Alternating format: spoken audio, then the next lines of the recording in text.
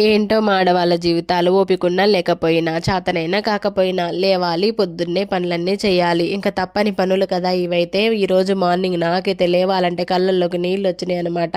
జలుబు చేసి జ్వరం వచ్చి ఇంకా పొద్దున్నే లేవాలంటే అస్సలు ఓపిక లేదు. అయినా సరే మళ్ళీ పిల్లలకి లంచ్ బాక్సులు, టిఫిన్స్ ఇవన్నీ పనులు గుర్తొచ్చి ఇప్పుడు పడుకున్నా కాసేపటికైనా మళ్ళీ నేనే చేసుకోవాలి కదా అని చెప్పి లేచి ఇంకా పనులన్నీ చకచక కంప్లీట్ చేసిన. మార్నింగ్ చెప్పాను కదా తోటకూర పాలకూర తీసుకున్నా అని.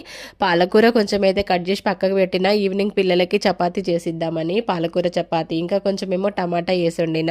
అదేంటి అక్క టమాటాలో తినకూడదు కదా అనమాకండి, మనం తినేదే ఆ కాంబినేషన్తో 6 నెలలకు ఒకసారి అనమాట.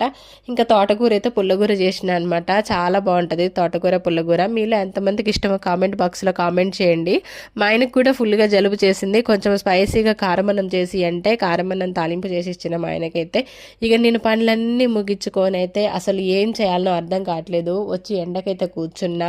ఈ జలుబు చల్లగుండా ముక్కు చీదితే రాదు, అది ముక్కులోనే పట్టేసి గాలాడకుండా అసలు నానా అవస్థ పెడుతుందనమాట నిన్నటి నుంచి నాకు. ఇప్పుడు వాయిస్ ఓవర్ ఇస్తుంటే వాయిస్ కూడా సరిగా రావట్లేదు ఫ్రెండ్స్ నాకైతే. అమ్మో ఎంత జ్వరం వచ్చినా ఏం కాదు కానీ జలుబు మాత్రం చేయకూడదు. తల వరకు పట్టేసి ఏదోలాగా ఉందబ్బా. చూస్తానికి బాగానే కనబడుతున్నా కానీ అసలు నా కళ్ళు నా తల అంతా బరువుగా ఏదోలాగా ఉంది. అందుకే ఎండకి కట్టెల పొయ్యి దగ్గర అయితే కూర్చున్నానండి పనులన్నీ కంప్లీట్ చేసుకొని. ఓకేనా ఫ్రెండ్స్, మీరైనా జర జాగ్రత్తగా ఉండండి. వీడియో నచ్చితే లైక్ చేయండి. Bye bye.